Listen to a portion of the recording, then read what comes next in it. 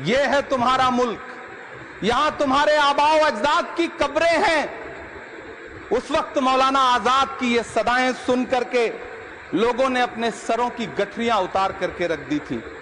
आज उसी दिल्ली में मौजूद देश की संसद में एक बिल आया है जो हमसे उसी जामा मस्जिद की सीढ़ियों के सबूत मांगेगा, जो उन्हीं सीढ़ियों के पास अपनी कब्र में सोए हुए मौलाना आजाद को फिर से कब्र से सदा देनी पड़ेगी कि ये जो कब्र है वो मेरी कब्र है, ये किसी सरकार की जागीर नहीं है। सभापति महोदय, मैं जहां खड़ा हूं इसी संसद भवन के सामने सड़क के उस पार अपनी कब्र में सोए हुए भारत के पूर्व राष्ट्रपति फखरुद्दीन अली अहमद की कब्र है। शायद अब उस कब्र से भी सदाएं आए कि ये कब्र मेरी कब्र है, ये सरकार की जागीर नहीं है। सभापति महोदय, मैं वक्फ कानूनों में किए जा रहे संविधान विरोधी बदलावों के खिलाफ बोलने के लिए खड़ा हुआ हूं। संविधान का आर्टिकल 14 हो, 29 हो, 30 हो, चीख चीख कर कहता है कि देश में सब बराबर के हकदार। आर्टिकल 26 कहता है कि सबको अपने अपने मजहबी कामों के लिए मंदिर, मस्जिद, गिरजाघर, गुरुद्वारों का निर्माण करने का हक है और उसका रखरखाव का भी हक है। लेकिन डॉक्टर बाबा साहब अंबेडकर के संविधान को हर दिन कुचलने वाली ये सरकार देश के मुसलमानों से नफरत में इतनी अंधी हो गई है कि खुलेआम देश की संसद में देश सरकार के माइनॉरिटी मिनिस्टर साहब और होम मिनिस्टर साहब झूठ बोलते हैं और देश को गुमराह करते हैं, झूठ शब्द असत्य बोलते हैं। सरकार ने इस बिल का नाम उम्मीद रखा है। मंत्री जी कल से इसे देश के मुसलमानों के लिए नई उम्मीद बता रहे हैं। नहीं मंत्री जी, न तो ये बिल मुसलमानों के लिए नई उम्मीद है और न ही उम्मीद की नई किरण। सभापति महोदय, भाजपा ने पूरे देश में वक्फ के नाम पर कई सारे झूठ फैलाए हैं। आइए आज उनकी सच्चाई पर बात करते हैं। वक्फ ट्रिब्यूनल को ऐसे बताया जाता है जैसे वक्फ ट्रिब्यूनल कोई मजहबी खाप पंचायत हो।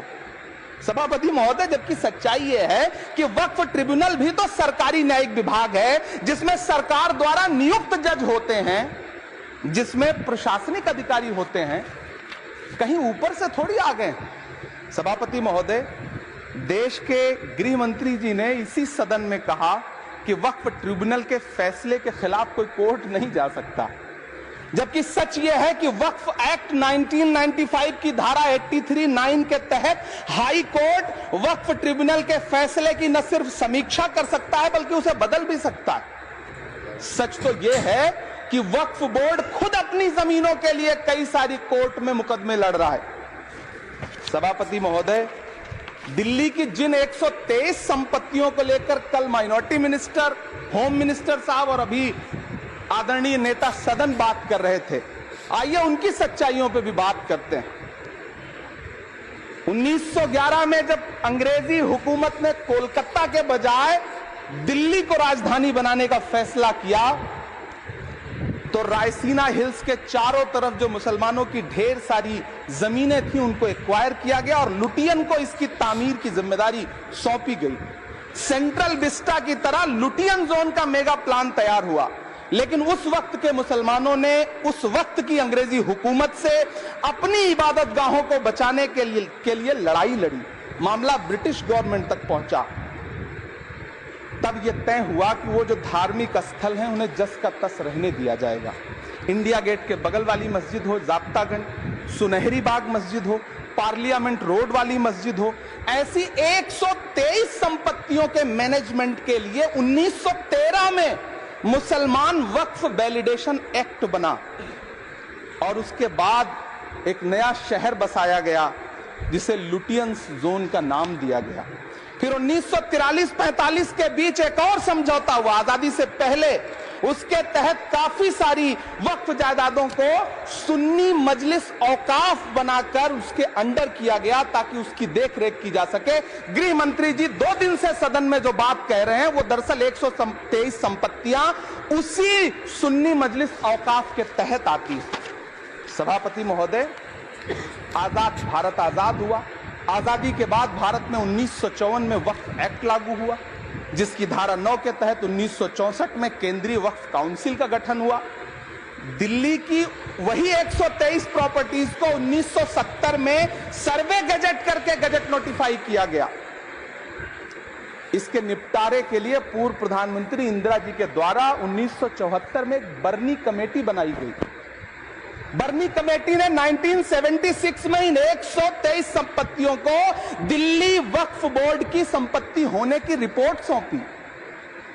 उस रिपोर्ट के आधार पर 1984 में कांग्रेस सरकार ने उन 123 प्रॉपर्टीज को दिल्ली वक्फ बोर्ड को सौंपने का फैसला किया, जिसके खिलाफ विश्व हिंदू परिषद कोर्ट गई।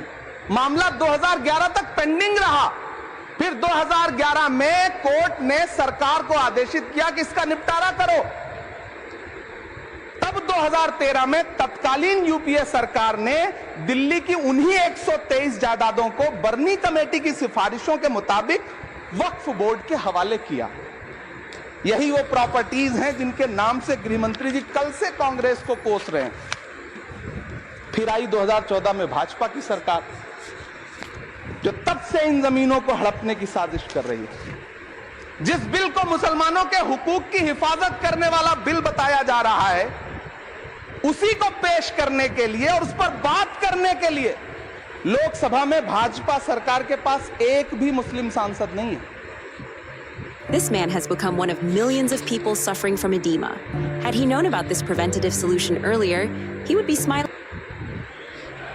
जिस वक्त मैं लोकसभा कह रहा हूं, सुना करिए, जिस वक्फ बिल को मुस्लिम महिलाओं को हक दिलाने वाला बताया जा रहा है, उसे संसद में पेश करने वाली पार्टी के पास न तो राज्यसभा में, न लोकसभा में, न देश की किसी विधानसभा में एक भी मुस्लिम महिला सदस्य नहीं।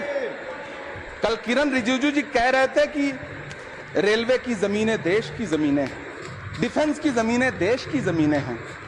हां मंत्री जी हैं, बिल्कुल हैं। ये जो वक्फ की जमीनें हैं, ये हमारे पुरखों ने धार्मिक कामों के लिए डोनेट किया है। तो हम भी तो इसी देश के नागरिक हैं, हम भी तो इसी देश के बेटे हैं। तो वक्फ की जमीनें भी तो इसी देश की जमीनें हैं। उनको पराया क्यों बोलते हैं आप? सभापति महोदय अशफाकुल्लाह खान जब फैजाबाद की जेल में फांसी के फंदे पर झूल रहे थे, तो इसी देश की जमीन के लिए झूल रहे थे ना। सभापति महोदय, अंडमान की जेल में काला पानी की सजा काटकर अपनी जान देने वाले मौलाना फजले हक खैराबादी हो या शेर खान अफरीदी हो, वो भी तो इसी जमीन के लिए अपनी जान दे रहे थे ना। सभापति महोदय, पाकिस्तान के खिलाफ लड़ते हुए अपनी जान देने वाले महावीर चक्र विजेता ब्रिगेडियर उस्मान हो या पाकिस्तान के पैटर्न टैंक उड़ाने वाला परमवीर चक्र विजेता वीर अब्दुल हमीद हो, वो भी तो इसी जमीन के लिए अपनी जान दे रहा था ना।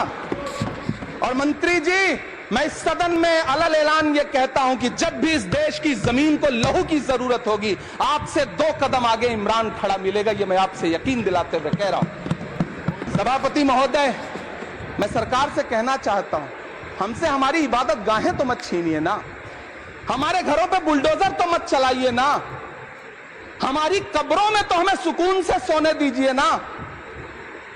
सभापति महोदय, माइनॉरिटी मिनिस्ट्री का बजट कट करके, मुस्लिम बच्चों की स्कॉलरशिप बंद करके अब सरकार कह रही है कि हम वक्फ की आमदनी से गरीब मुसलमानों का भला करेंगे। गुजरात की बेटी बिल्किस के बलात्कारियों की रिहाई के बाद उन्हें माला पहनाने वाली लोगों के नेता ये कह रहे हैं कि यह बिल मुस्लिम महिलाओं को उनका हक दिलाएगा। धन्यवाद मोदी जी, क्या बढ़िया सौगातें मोदी दे रहे हैं आप। पहले हमें गुजराते मोदी दिया, आप सौगाते मोदी दे रहे हैं। लेकिन यह सरकार इतना याद रखे कि इसी ठसक के साथ देश की संसद में सीए का कानून भी लाया गया था और कहा गया था बड़े बड़े भाषण देकर के कि पड़ोसी देशों से हिंदू भाइयों को ला करके यहां नागरिकता दी जाएगी। लेकिन मैं आपके संज्ञान में लाता हूं सर कि पिछले इतने दिनों में इनसे नागरिकता लेने के लिए 2000 व्यक्ति भी नहीं आए, जबकि इसके उलट इन्हीं की सरकार में पिछले 10 साल में 15 लाख से ज्यादा भारतीयों ने भारत की नागरिकता छोड़ करके दूसरे देश में जाकर के बस गए। यह हुआ उस कानून का अंजाम। सभापति महोदय, इसी तरह की जिद के साथ किसानों के खिलाफ भी कानून लाए गए थे। जिस तरह आज वक्फ के फायदे गिनाए जा रहे हैं, उसी तरह से किसानों को भी कृषि कानूनों के फायदे गिनाए गए थे। लेकिन अंजाम क्या हुआ? 700 किसानों की शहादत लेने के बाद सरकार को अन्नदाता किसानों के सामने घुटने टेकने पड़े और कृषि कानून वापस लेने पड़े। जिल्ले इलाही, जमहूरियत जो है वो नफरत और ठसक से नहीं चलती है, अकड़ से नहीं चलती है, उसमें सबकी हिस्सेदारी जरूरी है।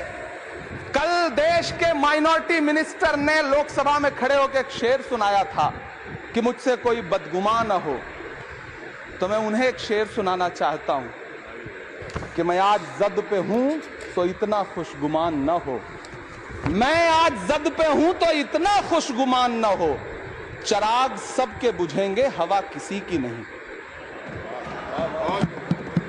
नीतीश कुमार जी हो, चंद्रबाबू नायडू जी हो, चिराग पासवान जी हो, जयंत चौधरी जी हो, देवे गौड़ा जी हो, जीतन राम मांझी जी हो, सबको समझना पड़ेगा कि जब जंगल में आग लगती है तो न वो बरगद बचते हैं जो हवा को आंधी में तब्दील करते हैं, न वो बांस बचते हैं जो आपसी रगड़ से चिंगारी पैदा करते हैं।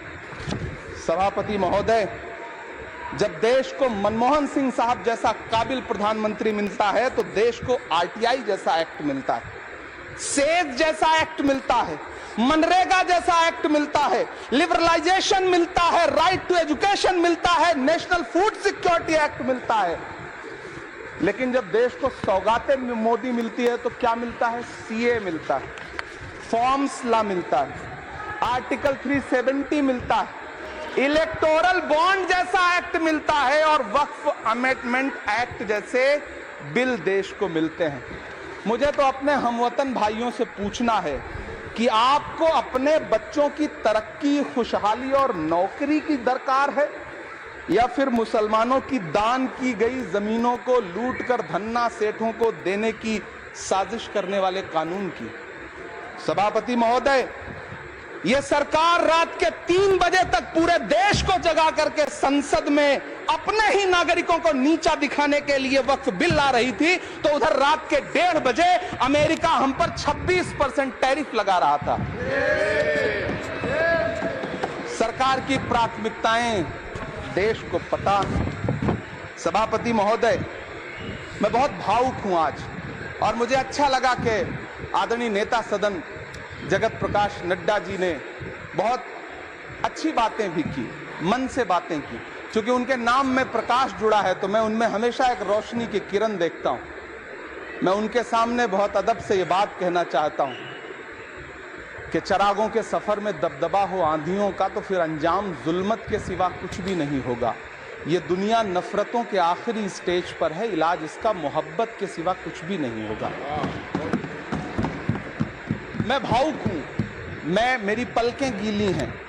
अगर देश की एक बहुत बड़ी आबादी को लगता है कि आप उसका भला करने के लिए नहीं बल्कि उनकी इबादतगाहों, उनकी कब्रिस्तानों, उनकी खानकाहों को बर्बाद करने का बिल ला रहे हैं, तो फिर आप अगर समझाने में नाकामयाब रहे हैं तो यह आपकी नाकामयाबी है। पहले समझाइए, उसके बाद कोई बिल लेकर के आइए, तब शायद हम आपका इतनी पुरजोर तरीके से विरोध ना करें। लेकिन सभापति महोदय, मैं अंत में सिर्फ इतना कहना चाहता हूं कि इस बिल में जो भी पॉइंट्स दिए गए हैं, बॉम्सी पोर्टल देख लीजिए, सरकार का झूठ आपको पकड़ में आ जाएगा। हम डरे नहीं हैं, हम सिर्फ सरकार से अपील कर रहे हैं कि हमें अपना समझिए। हम आपके अपने हैं, इस देश के नागरिक हैं और आप ताकत में हैं। संख्या बल के आधार पर बिल हो सकता है आप पास करा लें, लेकिन आपको यह बात समझनी पड़ेगी कि हम तो वो तारीख हैं, जहनों में रहना है जिसे, कागजी पुर्जे नहीं जो फाड़ डाले जाएंगे। जिस जमीन पर मैं खड़ा हूं ये मेरी पहचान है। आप आंधी हैं तो क्या मुझको उड़ा ले जाएंगे? आपको ये बात समझनी पड़ेगी। आपको अगर इतना विपक्ष की तरफ से पहले जेपीसी में इतने सारे पॉइंट्स आए और उसके बाद कल से लोकसभा में और राज्यसभा में सुझाव आप सुनने को तैयार नहीं है, लोगों की शंका को दूर करने के बारे में आप बिल्कुल सोच नहीं रहे, बस आप कह रहे हैं यह बिल उम्मीद की नई किरण है। नहीं साहब, इसे भले किरण जी लेके आए हैं, लेकिन ये उम्मीद की नहीं बल्कि नाउम्मीदी की किरण है। और इस देश की एक बहुत बड़ी आबादी इस बात से खदशे में है, शक में है कि आप सीधे उनकी जमीनों को लूट करके धन्ना सेठों को बेचना चाहते हैं। मेरी अब भी आपसे अपील है कि इस बिल को वापस लीजिए। यह बिल कहीं से आपके अपने नागरिकों के लिए अच्छा नहीं है। यह बिल सिर्फ इस देश के मुसलमानों को नीचा दिखाने का और अपने एक ऐसे मतदाता वर्ग को खुश करने का बिल है जिनको इस बिल के पास हो जाने से कुछ मिलेगा भी नहीं। लेकिन आप एक नैरेटिव देना चाहते हैं, एक मैसेज देना चाहते हैं। मेरी आपसे अपील है कि कृपया ये जो सबका साथ सबका विकास का नारा है, इस नारे को रत्ती भर तो चरित्रार्थ कर दीजिए। बहुत बहुत धन्यवाद।